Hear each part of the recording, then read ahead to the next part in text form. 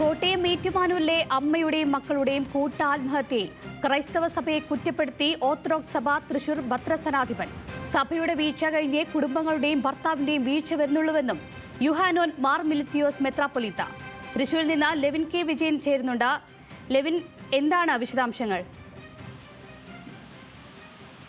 അഞ്ജലി, കഴിഞ്ഞ വെള്ളിയാഴ്ച കോട്ടയം ഏറ്റുമാനൂർ പാറോലിക്കലിൽ റെയിൽവേ ട്രാക്കിൽ ട്രെയിന് മുന്നിൽ ചാടി ആത്മഹത്യ ചെയ്ത അമ്മയുടെയും മക്കളുടെയും ദുർമരണത്തിൽ ഇപ്പോൾ പ്രതിഷേധം ഉയർന്നു വരുന്നതിനിടെയാണ് ക്രൈസ്തവ സഭയ്ക്കുള്ളിൽ നിന്ന് തന്നെ ഒരു മെത്രാപ്പൊലീത്തയുടെ ഭാഗത്തു നിന്നും വിമർശനം ഉണ്ടായിരിക്കുന്നത്.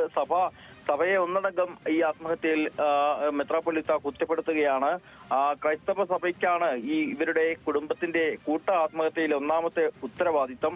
അതിനുശേഷം മാത്രമേ ഈ ഇരു കുടുംബങ്ങളുടെയും ഭർത്താവിന്റെയും വീഴ്ച വരുന്നുള്ളൂ എന്നുള്ളതാണ് വിമർശനമായി അദ്ദേഹം ഉന്നയിക്കുന്നത്. നേരത്തെ സമുദായവുമായി സഭയുമായി ബന്ധപ്പെട്ട നിരവധി വിഷയങ്ങളിൽ പരസ്യ പ്രതികരണങ്ങൾ ഇത്തരത്തിൽ നടത്തുന്ന ഒരു പതിവ് ശീലമുള്ള ഒരു മെത്രാപ്പൊലീത്ത കൂടിയാണ് ഓർത്തഡോക്സ് സഭയുടെ തൃശൂർ ഭദ്രാസനാധിപനായിട്ടുള്ള യുഹാനോൻ മാർ മിലിത്തിയോസ്. അദ്ദേഹത്തിന്റെ ഫേസ്ബുക്ക് പോസ്റ്റിലൂടെയാണ് ഇപ്പോൾ വിമർശനം ഉന്നയിച്ചിരിക്കുന്നത്. ഏറ്റുമാനൂരിൽ ആത്മഹത്യ ചെയ്ത ഷൈനിയുടെയും മക്കളുടെയും മരണത്തിന്റെ ഉത്തരവാദി ഭർത്താവോ കുടുംബാംഗങ്ങളോ അല്ല, മറിച്ച് സഭയാണ് അതിന് ഉത്തരവാദിത്വം എന്നുള്ളതാണ് അദ്ദേഹം പറഞ്ഞു വെക്കുന്നത്.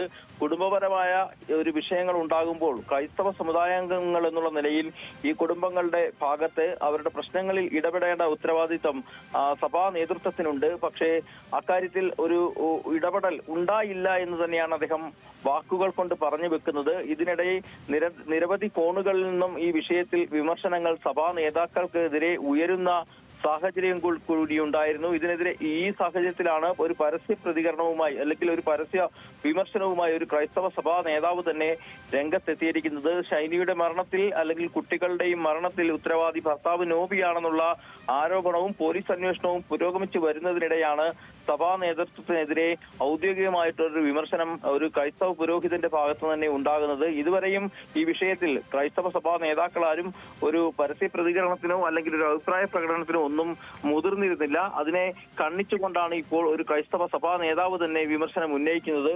ഇത് ഒരു കുടുംബത്തെ മാത്രം അല്ലെങ്കിൽ ഒരു കുടുംബത്തിന് സംഭവിച്ച ദുരന്തത്തെ മാത്രം വിവരങ്ങൾ നൽകിയത് തൃശൂരിൽ നിന്ന് ലെവിൻ കെ വിജയനാണ്.